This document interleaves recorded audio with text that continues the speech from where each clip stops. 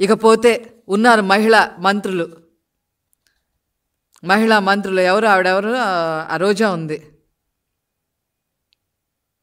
ఏ రకంగా ఒక కొండని తవ్వేసి దానికి ఒక టూరిజం హోటల్ అని చెప్పి పేరు పెట్టి అది జగన్మోహన్ రెడ్డి గారి ఇంటిగా మార్చి చట్టంలో ఉన్న నుసుగుల్ని ఉపయోగించుకొని లీజులకి తీసుకొని అది జగన్మోహన్ రెడ్డి కింద ఇల్లు కన్వర్ట్ చేసేలాగా చేసి దానికి 500 కోట్లు ఖర్చు పెట్టి దానికి సంతకాలు చేసిన ఈ రోజా మహిళా అత్యాచారాలు ఏమైనా ఆవిడికి పర్లేదు, మహిళలు హత్యకు గురవుతున్నా ఆమెకు పర్లేదు, ఆమెకేం అవసరంలా.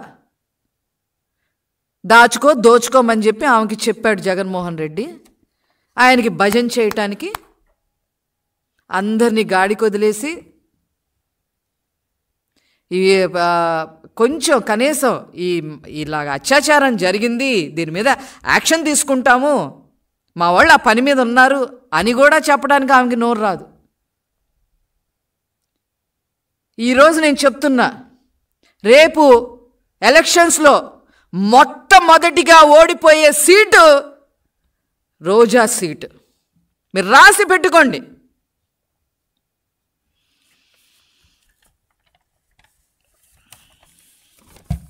ఈ రకంగా మహిళల్ని అన్ని రకాలుగా ఏడిపిస్తున్న మీరు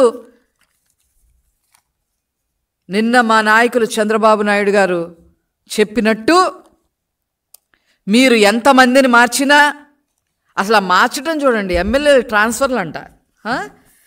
ఏం ట్రాన్స్ఫర్లు? నాకు అసలు చాలా ఆశ్చర్యంగా ఉంది. నీ నియోజకవర్గంలో 60-40 మాకు వచ్చేసినాయి, నీకు 40%, మాకు 60% అక్రమ సంపాదన అంత అయిపోయింది, నువ్వు చాలా బాగా దోచుకున్నావు, నువ్వు బాగా మసిపూసి మారేడుకాయ చేసే విధంగా పక్క నియోజకవర్గంలోకి వెళ్ళి పనిచేయి, ప్రజలు అమాయకులు ఓటేస్తారు. మనం ఎలాగో వాలంటీర్ సహాయ సహకారాలతో దొంగోట్లు చేర్పించాం, ఏదో రకంగా మీరు బయటపడే అవకాశం ఉంది, అక్కడికి వెళ్ళి నాకు మళ్ళీ 60-40, 40-60% ఇవ్వండి అంటానికి మార్చారా మీరు? అక్రమ సంపాదన.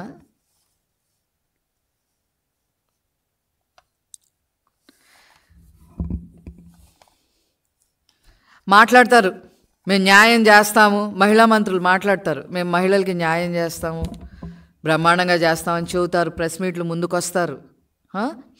వాళ్ళకి మేకప్ మీద ఉన్న శ్రద్ధ దేని మీద ఉండదు. అది ఇట్స్ ఓకే. అది నేను అంటా, మీకు కొన్నిటి మీద శ్రద్ధ ఉన్నప్పుడు మిగతా వాటి మీద కూడా శ్రద్ధ ఉండాలి కదా, మిమ్మల్ని ప్రజలను ఎన్నుకున్నప్పుడు.